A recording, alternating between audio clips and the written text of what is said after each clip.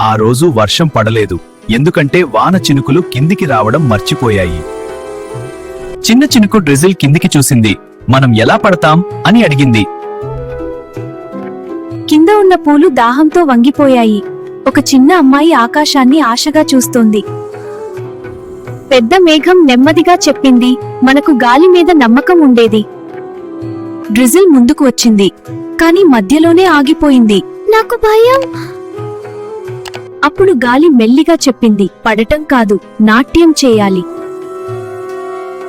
Drizzle కళ్ళు మూసుకుని గాలితో కలిసి నాట్యం చేస్తూ కిందికి వచ్చింది. ఇతర చినుకులు కూడా ధైర్యంగా దూకాకాశం నత్తు నిండిపోయింది. పూలు మళ్లీ నవ్వాయి. ఆ చిన్న అమ్మాయి కూడా ఆనందంతో నవ్వింది.